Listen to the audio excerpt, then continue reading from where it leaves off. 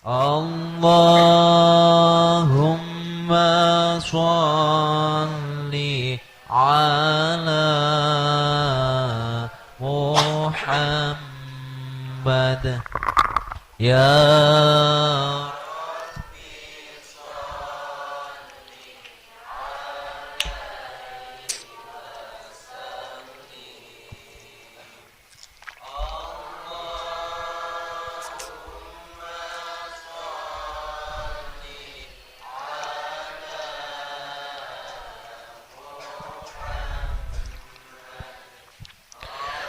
Allahumma salli alaihi wa sallim ya Rabbana ighfir lana warhamna innaka antal ghafurur rahim. Al-Fatihah.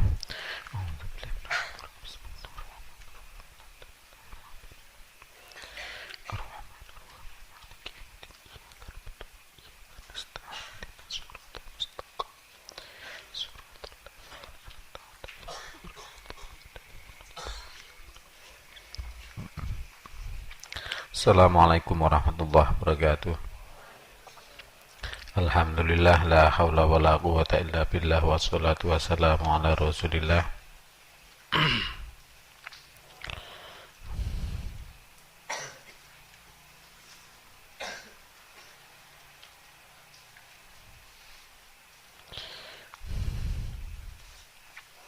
Al-Quran ini adalah lengkap. Jika tidak disebut dalam Al-Quran sama sekali, maka berarti itu tidak dipermasalahkan. Jika disebut berarti dipermasalahkan. Masih mengenai pergaulan suami diulangi.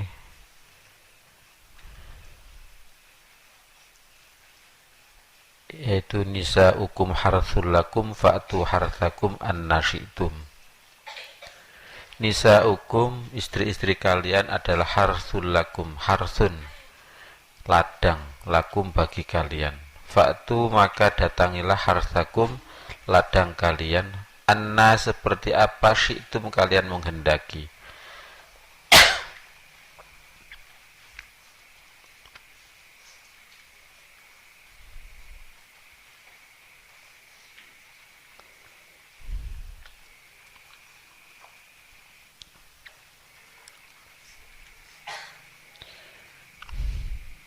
Jadi Al-Quran kalau berfirman tentang hal-hal yang kalau dijelaskan itu jorok, maka menggunakan sindiran.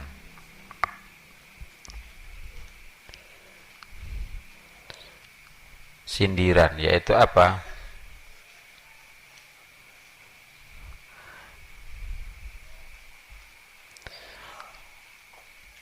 Orang suami kumpul dengan istri itu bagaimana? Ya sudah terserah. Maka diumpamakan seperti apa? Ladang. Maka datangilah ladang itu seperti kalian kehendaki. Waqaddimu li anfusikum, dan berbuatlah kalian untuk diri kalian. Wattaqullaha, dan takwalah pada Allah. Jadi bergaul suami istri yang penting adalah takwa pada Allah. Takwa pada Allah sebisanya, mengagungkan Allah sebisanya. Wa'alamu annakum mulaquhu, dan ketahuilah bahwa kalian adalah orang yang bertemu dengan Allah.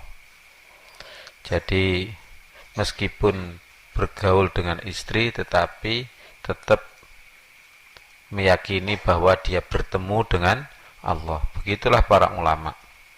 Wabasyiril mu'minina, dan berilah kabar gembira bagi orang-orang yang beriman bahwa mereka kelihatannya sulit begitu tetapi diberi kabar gembira bahwa mereka masuk surga. Dari ayat ini maka pergaulan suami istri tidak boleh mengingat lain kecuali ingat Allah saja. Nggak boleh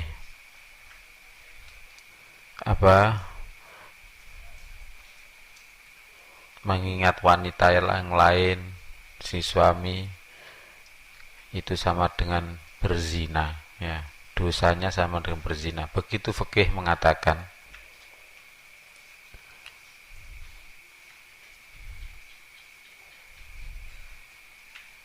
Ada yang bertanya pada waktu kuliah itu, bagaimana kalau ingat bintang film dan sebagainya, ya itu termasuk dosa, ya.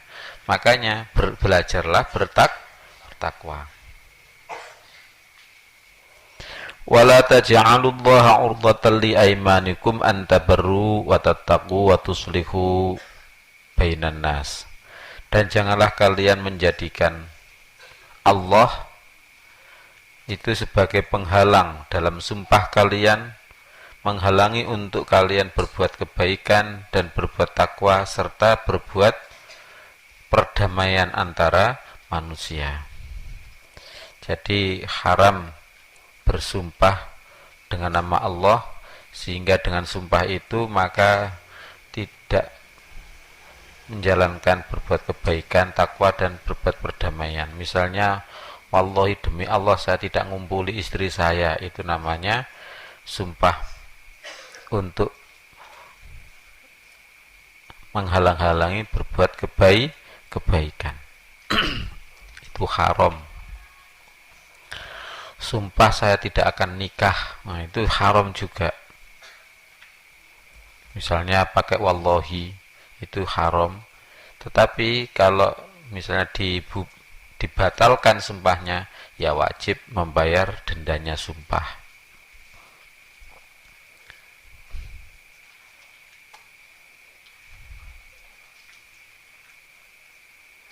Wallahu sami'un alim, dan Allah maha mendengar lagi maha mengetahui.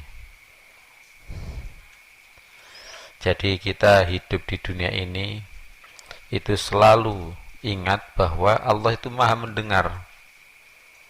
Apa saja yang kita ucapkan itu didengar oleh Allah semuanya, dan Allah maha mengetahui. Selanjutnya nikah antar agama. Al-Baqarah 221, yaitu wala tankihul musyrikati hatta yu'minna. Janganlah kalian menikahi wanita musyrik sehingga mereka beriman. Kemudian wala tunkihul musyrikina hatta yu'minu. Dan janganlah kalian menikahkan dengan wanita laki-laki musyrik sehingga mereka beriman. Berarti laki-laki menikahi wanita musyrikah haram, perempuan dinikahkan dengan laki-laki musyrik juga haram dan tidak sah.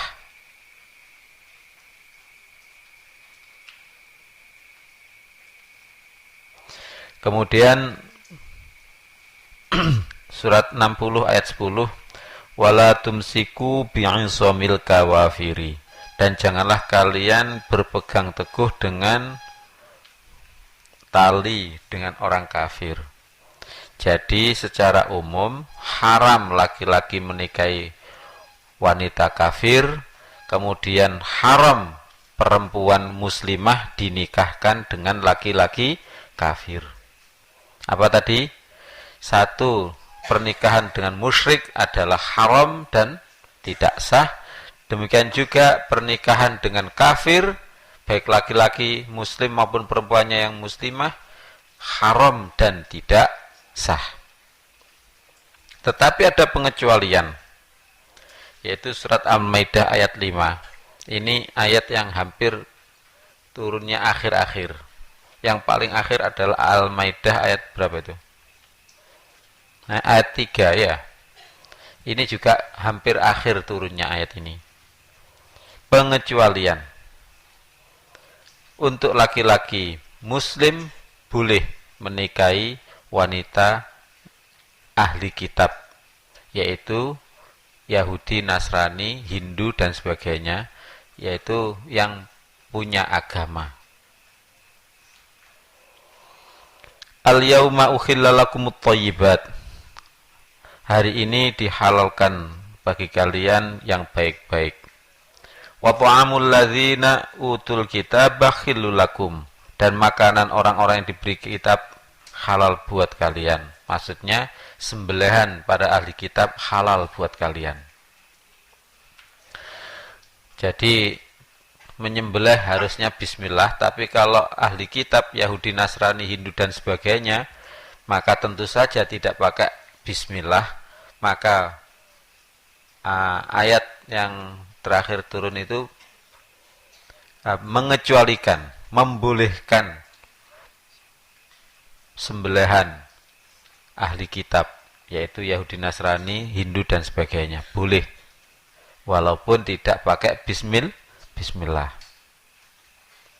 Jadi sembelihan ahli kitab, sembelihan Yahudi, Nasrani, Hindu dan sebagainya, pokoknya dulu punya agama, punya kitab, punya ajaran tentang Rasul, tentang kebaikan, tentang surga, neraka, ya, dan sebagainya.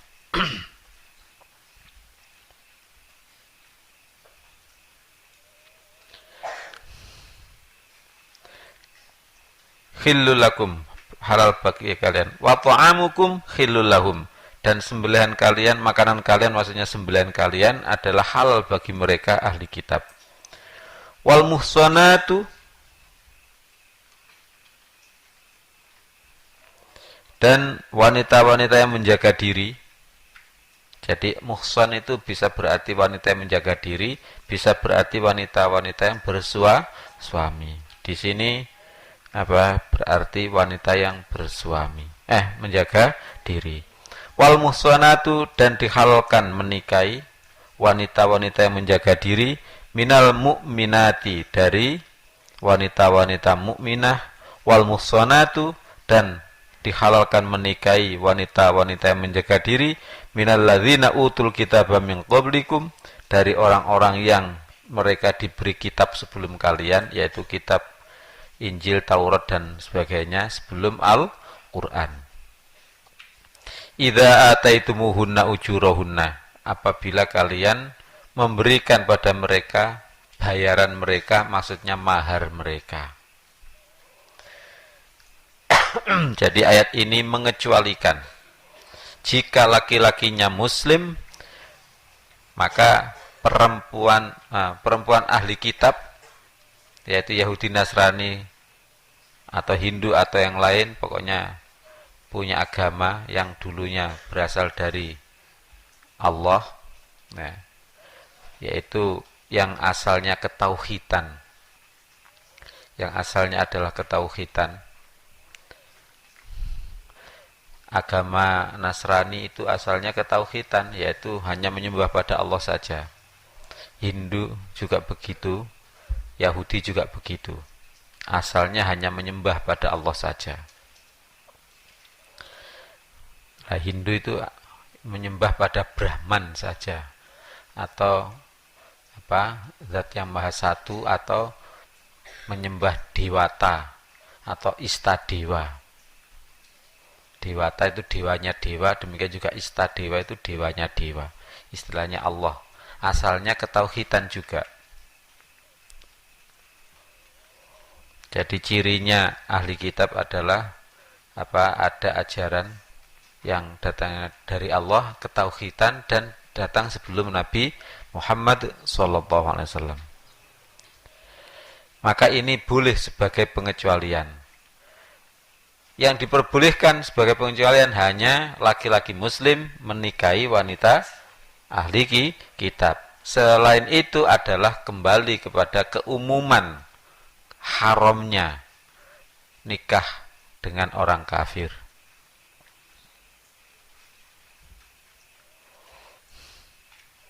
Jadi kalau yang perempuan muslimah, laki-laki kafir apapun, maka haram dan tidak sah.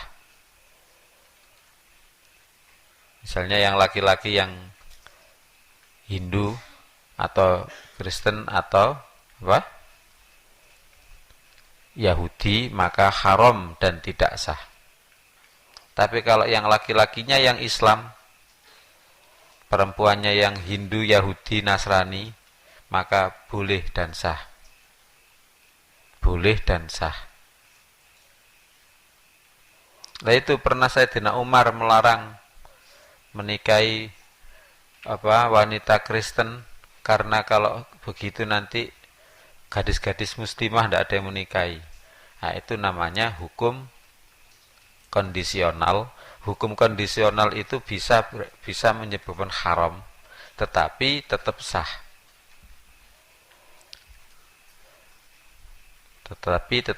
Misalnya jual beli pada waktu azan Jumat, jual belinya itu tetap sah, tetapi haram, dosa, karena dilarang oleh Allah pada waktu azan Jumat jual beli. Nah, apa ciri-cirinya haram tapi sah? Yang dilarang itu hal di luar zatnya. Hal di luar zatnya. Ada juga ulama yang mengatakan bahwa orang Kristen sekarang adalah sudah musyrik, bukan ahli kitab lagi. Maka itu juga salah itu. Karena apa? Karena ayat ini adalah yang akhir turunnya. Sementara larangan menikah dengan wanita musyrik itu adalah Al-Baqarah 221, itu tidak akhir turunnya. Maka apabila terjadi nasikh mansuh, maka yang akhir turunnya itulah yang benar, maksudnya yang akhir turunnya itulah yang operatif hukumnya, yang menghapus kandungan hukum ayat sebelumnya, kandungan hukumnya yang dihapus. Jadi kalau dikatakan Kristen itu adalah musyrik, maka tidak sama musyrik dengan ahli kitab. Ada lam yakunil ladzina kafaru min ahlil kitabi wal musyrikina. Orang kafir itu ada dua, yaitu min ahli kitab atau dari orang musyrik. Jadi tidak sama. Orang Kristen kalau sudah melakukan kemusyrikan, ya tetap jadi ahli kitab. Seperti orang Islam melakukan praktek kemusyrikan, tetap orang Islam saja. Orang Islam tapi punya akik, punya keyakinan bahwa akiknya punya kekuatan, itu musyrik, itu syirik itu. Tetapi tetap muslim dalam lalu lintas hukum, bukan disebut musyrik. Paham ya? Orang ahli kitab juga begitu, kalau melakukan kemusyrikan tetap dipanggil oleh Allah sebagai ahli kitab. Pada ayat yang lain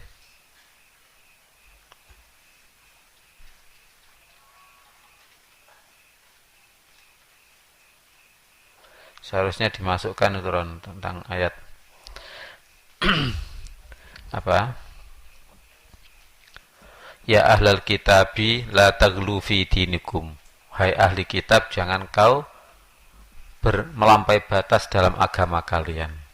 Termasuk wala taqulu salasah, dan jangan kau katakan Tuhan itu tiga. Orang yang mengatakan, orang Kristen yang mengatakan Tuhan itu tiga, maka pada awal ayat itu tetap dipanggil hai ahli kitab. Berarti walaupun orang Kristen sekarang ini yang mengatakan Tuhan itu tiga, tetap disebut oleh Allah wahai ahli kitab. Jadi ahli kitab itu siapa? Yaitu Yahudi, Nasrani itu minimal, termasuk Hindu dan lain sebagainya. Hindu, Buddha.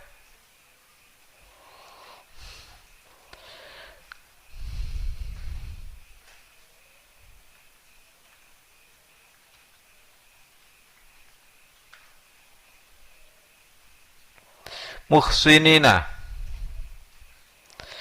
berniat menikahi. Muhsinina sebagai orang yang menikahi. Makanya yang penting nikah itu adalah wanitanya itu menjaga diri. Baik itu ahli kitab maupun muslimah biasa. Yang penting menjaga diri. Jangan cari istri yang keren-kerennya saja. Yang biasanya tidak mau pakai jilbab. Ya, yang kaosnya you can see itu dipilih. Jangan ya. Itu tidak mau menjaga diri. Pilih yang menjaga diri. Kalau perlu yang tidak pernah SMS-an. Ya. Biar yang sering SMS-an cek ketemu podo sing ketemu SMS-annya saja ya. Nah, sehingga naudzubillah ya.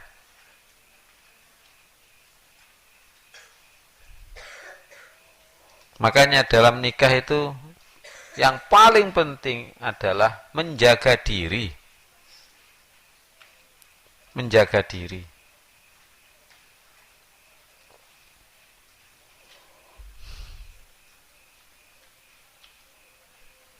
Tadi ada yang matur mau, ini anak saya masih kecil, tapi mau saya nikahkan. Sekarang lagi ngurus izinnya di pengadilan. Ya sudah, tidak apa-apa. Tapi sebenarnya yang penting sah menurut agama. Kenapa? Agar menjaga diri.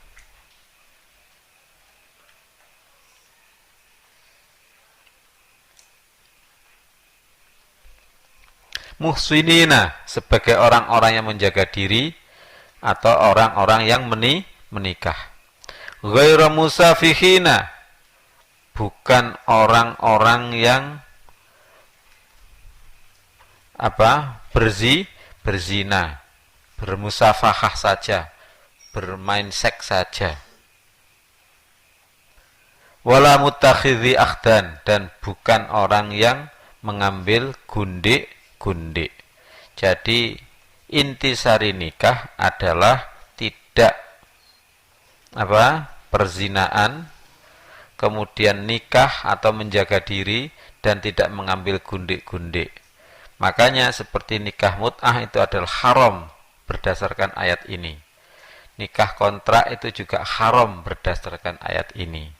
Jika nikah kontrak itu dilakukan tanpa ada kata-kata kontrak, maka sah tetapi haram. Jika dilakukan dengan ngomong, ini saya nikahi selama 2 bulan saja, maka tidak sah dan haram. Wa may yakfur bil imani faqad habita amaluhu. Dan siapa yang kafir terhadap iman, maka sungguh telah hapus amal-amalnya. Jadi kita junjung tinggi hukum Allah. Jangan sampai kita kafir terhadap hukum Allah. Jangan sampai kita mengatakan tidak menutup aurat itu adalah halal. Jangan. Paling banter kamu, benar itu harus menutup aurat. Kalau tidak menutup aurat, neraka. Tetapi saya belum terlalu kuat. Nah, begitu saja paling banter. Tapi belum terlalu kuat, kuat kamu nanti di neraka. Jadi hukum-hukum Allah jangan sampai kita ingkari. Ya kan? Siapa yang ingkar terhadap keimanan, termasuk siapa yang ingkar terhadap hukum Allah, maka sungguh telah hapus amalnya. Na'udzubillah min dzalik.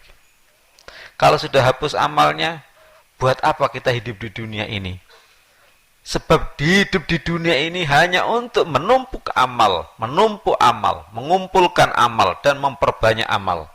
Amal itu akan dikekalkan oleh Allah selama-lamanya untuk kekayaan manusia itu di alam akhirat, yaitu kekayaannya dengan amal.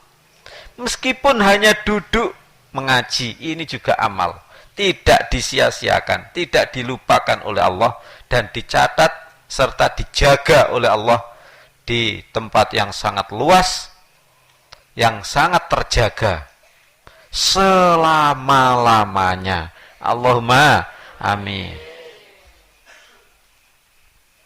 Kalau hapus amalnya, jadi apa kita?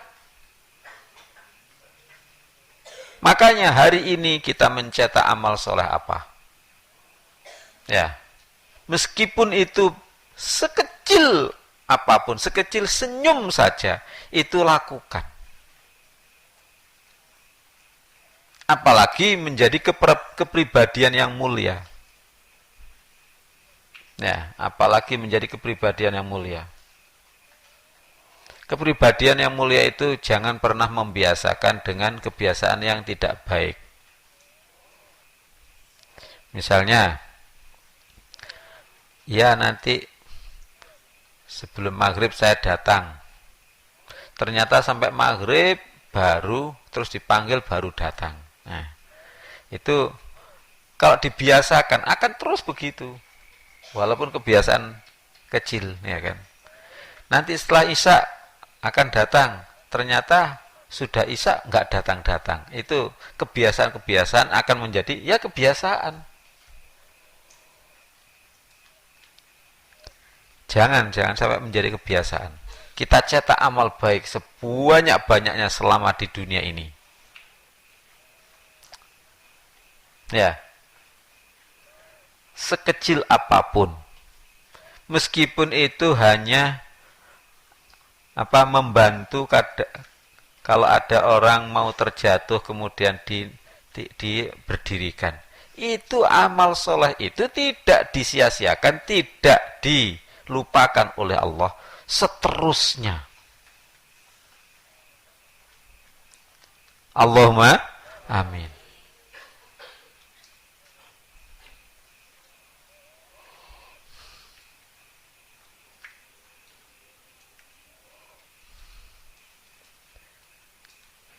Kamu menanam padi, satu butir padi yang kamu tanam, itu amal soleh atau amal soleh? Amal soleh, itu tidak dilupakan oleh Allah.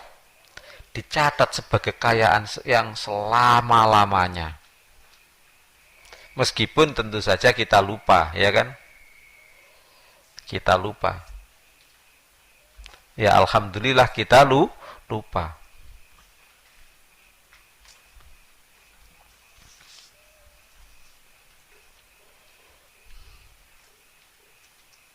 Menyalakan lampu, waktunya lampu dinyalakan.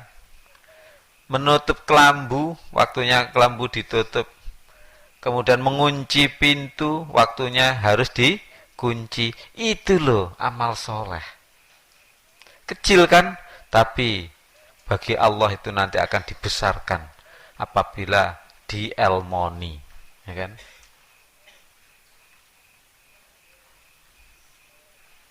Makanya amal baiklah meskipun sedikit.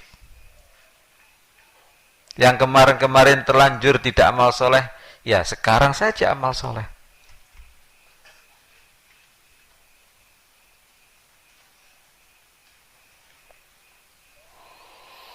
Termasuk memikirkan bagaimana misalnya jadi koordinator UK.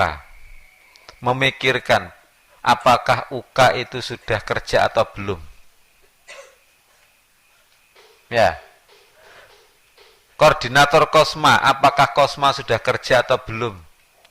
Yang waktunya ngaji, apakah ada yang tidak ngaji? Kalau yang tidak ngaji, apakah sudah dilakukan tindakan atau belum? Itu juga amal soleh.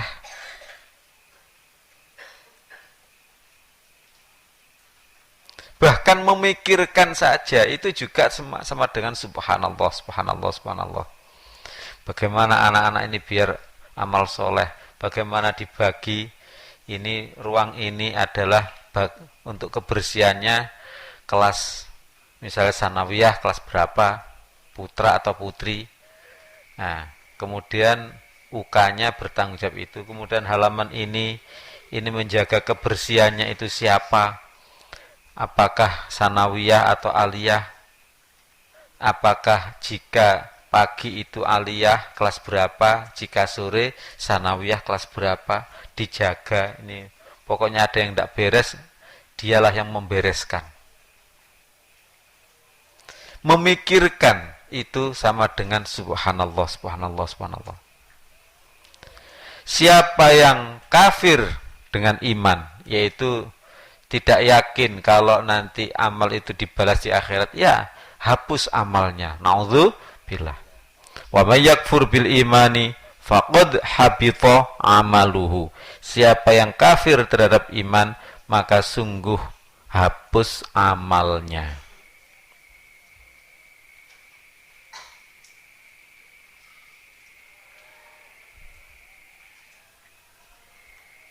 Ya, naudzubillah. Kita di dunia ini untuk apa sih?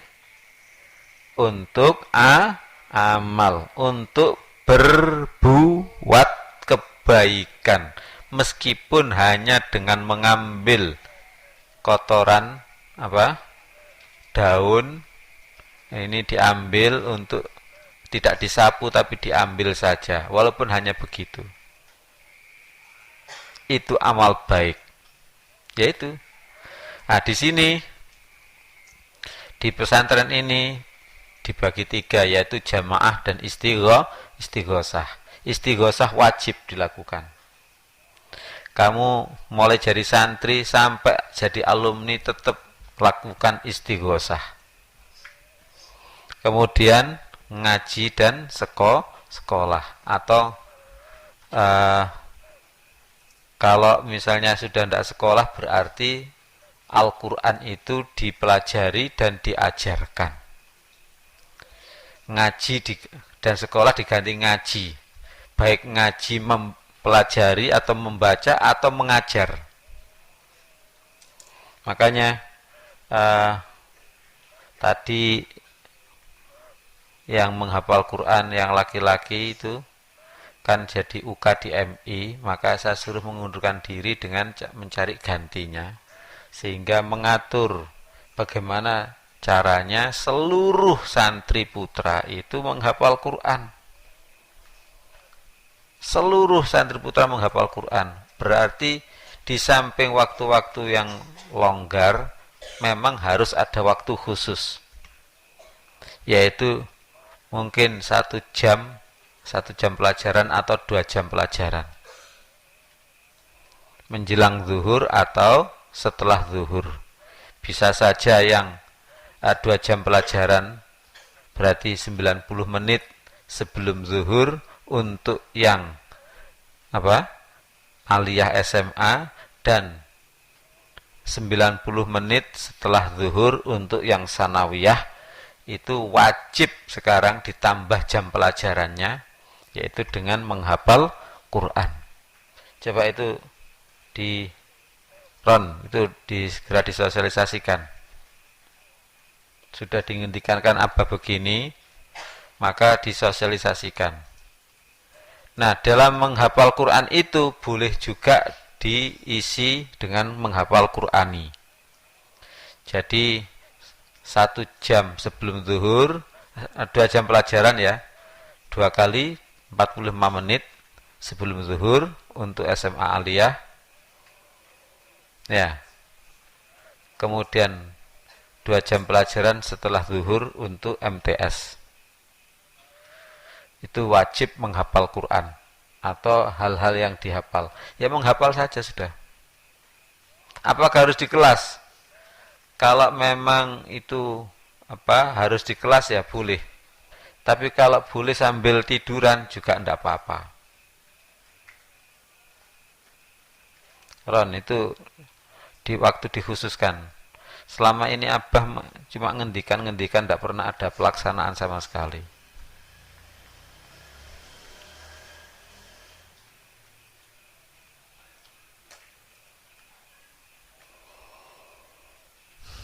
Jamaah istighosah, ngaji, sekolah, kemudian amal soleh.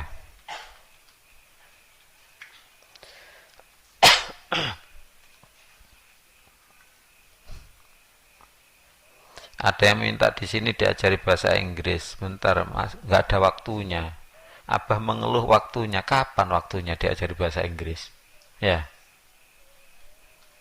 Kapan waktunya? Kalau memang event tertentu selama 1 bulan belajar bahasa Inggris, setelah itu selesai ya nggak apa-apa. Nggak ada waktunya, habis waktunya sudah.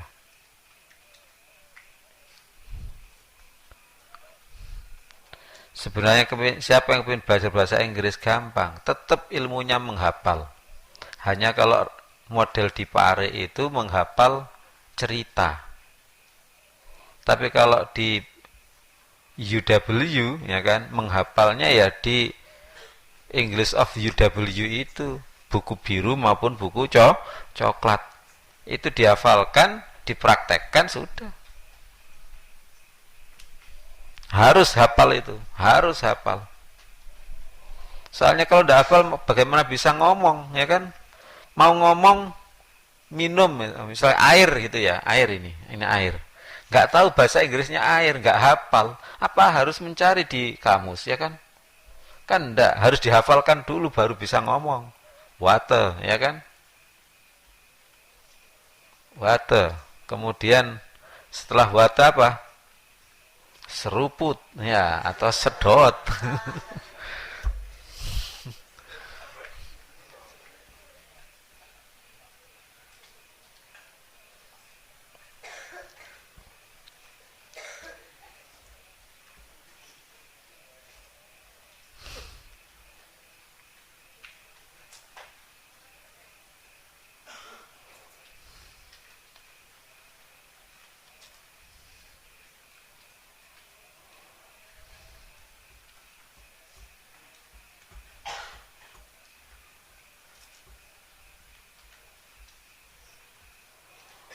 Boleh, kalau misal bahasa Inggris 1 bulan selesai, ya sudah. Setelah yang selesai itu harus ngomong bahasa Inggris. Sudah cukup. Nah, kalau kamu belajar bahasa Inggris mulai dari kelas 1 sanawiyah sampai kelas 3 aliyah, belajar terus. Ya terus kapan kamu ngomongnya, ya kan? Kapan kamu ngomongnya? Misalnya khatamnya kelas 3 aliyah, ya. Nah, kapan kamu ngomongnya sudah pulang ya? Siapa yang kamu ajak ngomong bahasa Inggris?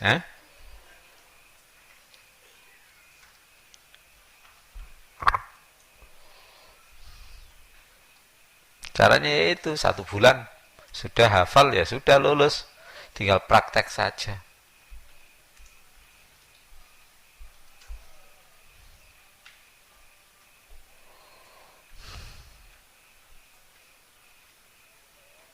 Sudah turun, nanti dimusyarakan.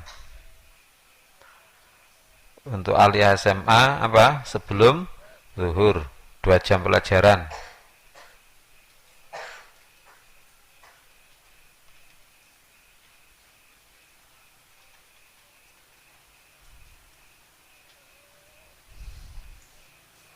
Boleh, belum mandi tidak apa-apa.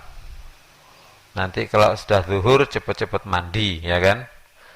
Atau wudhu saja terus sekolah, ya.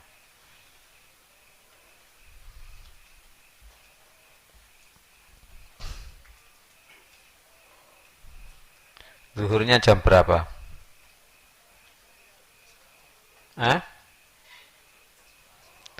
12 kurang seperempat. Masuknya jam berapa untuk aliyah SMA?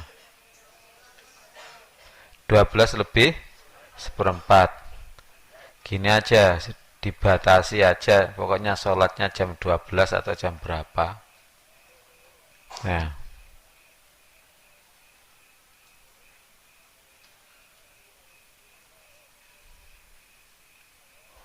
Atau gini, sama-sama dengan sanawiyah. 12 kurang seperempat.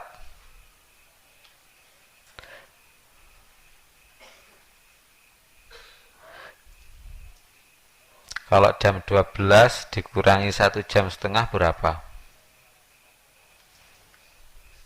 Setengah 11, ya. Ya, setengah 11. Jam 10.30 sudah berada apa? Masuk kelas menghafal Quran. Ya, amal soleh yang di bangunan dan sawah dan sebagainya, ya sudah harus dikurangi lah. Masa habis subuh sampai jam setengah 11 itu masih kurang amal solehnya,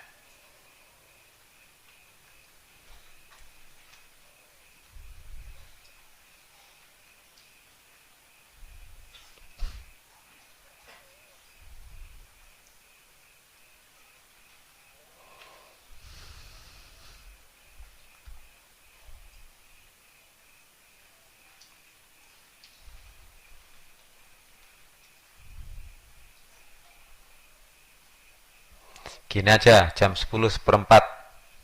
Kemudian sholat duhurnya jam 12 kurang 1/4. Sama dengan sanawiyah itu. 12 kurang 1/4. Berarti jam 10:04 sudah mulai menghafal. Kelas menghafal.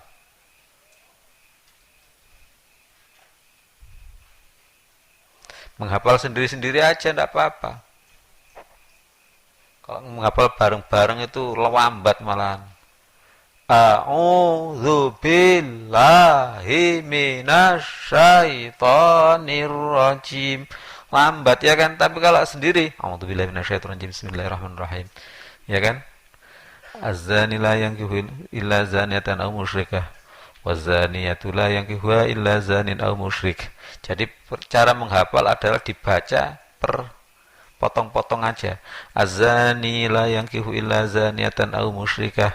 Az-zani la yankihu illa zaniyatan aw musyrikah. Az-zani la yankihu illa zaniyatan aw musyrikah. Az-zani la yankihu illa zaniyatan aw musyrikah. Dibaca 3 kali atau 5 kali sudah hafal.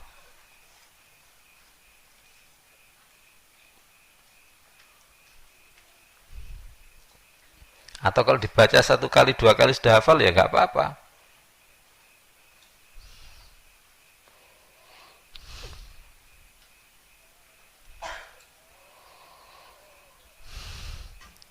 Wa may yakfur bil imani faqad habita amaluhu. Siapa yang kafir terhadap iman, maka sungguh hapus amalnya. Wa huwa, dan dia fil akhirati, di akhirat, minal khasirina, dari orang-orang yang rugi. Naudzubillah. Karena apa?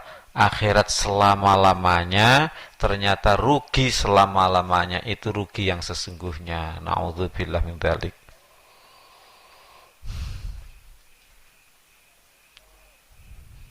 Jam berapa, Ram? Mudah-mudahan manfaat. Billahi taufiq. Assalamualaikum warahmatullahi wabarakatuh.